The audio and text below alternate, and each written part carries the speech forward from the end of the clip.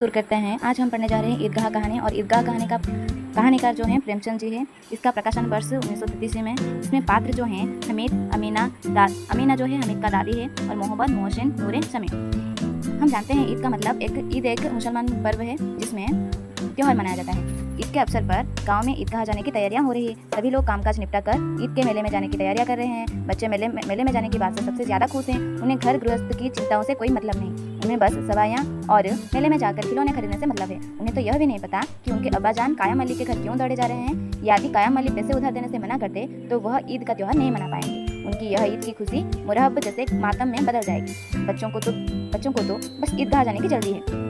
हामिद 4-5 साल का दुबला पतला लड़का है। वो अपनी दादी अमीना के साथ रहता है। उसके माता पिता गत वर्ष गुजर चुके हैं, परंतु उसे बताया गया है कि उसके अब्बा जान रुपए कमाने गए हैं। उसकी अम्मा जान अल्लाह मियां के घर से उसके लिए अच्छी चीजें लाने के लिए गई है। इसलिए हामिद आशावान और प्रसन्न भी है। अमीना के पास कम पैसे हैं। वह स्वयं घर पर रहकर हामिद को 3 पैसे देकर मेले में भेज देती है। गाँव के बच्चों के साथ हामिद भी मेले की ओर चल पड़ता है। रास्ते में बड़ी बड़ी इमारतें, फलदार वृक्ष आए। बच्चे कल्पनाशील होने के नाते तरह तरह की कल्पनाएं करते जाते और उन चीजों पर टिक्का टिप्पणी करते आगे बढ़ते जा रहे थे। रास्ते में पुलिस लाइन आने पर एक ने कहा, यहाँ सिपाही कारदाद करते हैं। मोहसन का कहना था कि यही पुलिस वाले चोरी भी करवाते हैं। हामिद को सुनकर आश्चर्य होता है। इस प्रकार पुलिस के प्रति अलग अलग विचारधारा थी।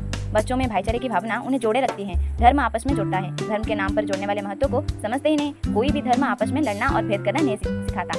ईदगाह में नमाज के बाद हामिद के दोस्त चरखी पर जुटते हैं, परंतु हमीद दूर खड़ा रहता है। खिलौने की दुकान से महमूद सिपाही, नूरे वकील, मोहसिन भिस्ती और शमी धोबिन खरीदता है। हामिद ललचाए निगाहों से उन्हें देखता है। वह खिलौने की निंदा करता है। सभी दोस्त मिठाइयाँ खरीदते हैं और हामिद को चिढ़ा कर खाते हैं। मेले के अंत में जब हामिद एक लोहे की दुकान में चिमटा देखता है तो उसे दादी अमीना का ख्याल आता है, क्योंकि जब दादी अमीना रोटी पकाता है तभी उनकी उंगलियां जल जाती है। वह दुकानदार से मोलभाव करके चिमटा खरीद लेता है। उसके दोस्त जब चिमटे का मजाक उड़ाते हैं तो वो ऐसे तर्क देता है कि उसके सभी दोस्त उसके चिमटे से प्रभावित हो जाते हैं। घर पहुंचकर सभी के खिलौने टूट जाते हैं, परंतु उसका चिमटा कभी नहीं टूटता। हामिद जब घर पहुंचता तो उसकी दादी उसे खूब प्यार करती है। अचानक उसके हाथ में चिमटा देख दादी चौंक पड़ती है। उसके पूछने पर जब हामिद बताता है कि उसने 3 पैसे से का चिमटा खरीदा है, इस पर दादी क्रोधित होते हुए पूछती है कि पूरे मेले में उसे कोई और चीज खरीदने को नहीं मिला। हामिद अपराधी भाव से बताता है कि दादी आपकी उंगलियां तवे से जल जाती हैं, इसीलिए चिमटा खरीदा। यह सुनकर दादी का क्रोध प्रेम से बदल जाता है।